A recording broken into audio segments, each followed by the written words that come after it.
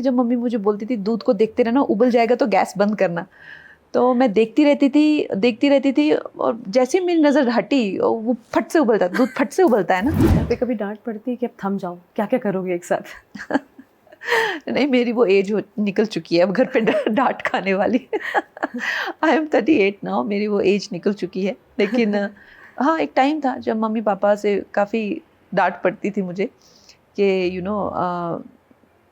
कि मम्मा हमेशा मुझे कहते थे कि as a woman you should be more invested in homely things, like how to, जैसे अचार बनाना है, जैसे कैसे घी बनाते हैं, कैसे ज़मीन से ये उगाते हैं।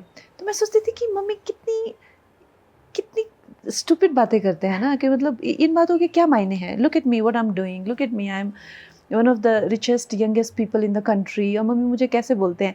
आज मैं सेम बातें बोलती हूँ, सेम बातें बोलती हूँ मैं अपनी, जो मेरी मदर बोलते थे सेम बातें बोलती हूँ। So this is a evolution of every woman. And I read a quote and there is it, मतलब उससे you're not born as a woman, you grow to be a woman, you evolve to be a woman. So it's nice and probably अभी उनको लगता है कि थोड़ी बहुत अक्ल तो आई है इसको। so अभी मुझे डांटनी पड़ती है। सबसे बड़ा आपका किचन डिजास्टर अभी तक का क्या है? मेरे किचन डिज़ास्टर तो बचपन में ही होते थे, जब मम्मी मुझे बोलती थी दूध को देखते रहना, उबल जाएगा तो गैस बंद करना। तो मैं देखती रहती थी और जैसे ही मेरी नज़र हटी वो फट से उबलता, दूध फट से उबलता है ना, फट से उबल जाता था, वो हमेशा उबलता था और मुझे इतने जूते पड़ते थे। तो खैर बचपन के ही हैं डिज़ास्टर्स। अब तो हेल्पर्स होते ही हैं किचन में साथ में, तो बेचारे कर ही देते हैं हाँ। किसी तरह की सहायता। पर अगर मुझ पे ही छोड़ा जाए किचन, तो वो भी प्रैक्टिस की बात है। आप ऐसे नहीं किसी को कह सकते कि यू कांट डू इट। जो रोज़ प्रैक्टिस करते हैं उनकी अलग एक उस पर स्किल होती है। But I think more than Bollywood, अभी now that you're a politician, you go to your constituency, अब बहुत ज़्यादा मौका मिलता होगा लोगों के बीच ज़्यादा समय गुजारने का. So do people still consider you like an actor, or now they consider you like one of them and their leader? Can you नहीं, tell us?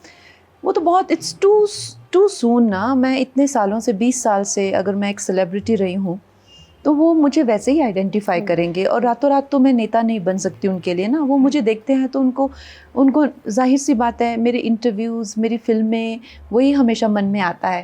अभी मेरे को 1 साल भी नहीं हुआ है MP बने हुए, तो उसमें वक्त लगेगा। अगर मैं उसमें जैसे मैंने एक्टिंग में कुछ काम किए तो लोगों ने मुझे सेलिब्रेट किया, तो इसमें भी मैं कुछ काम करूंगी तब वो होगा।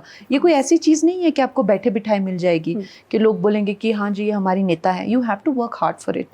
तो if I achieve some milestone in this, then it I will be considered.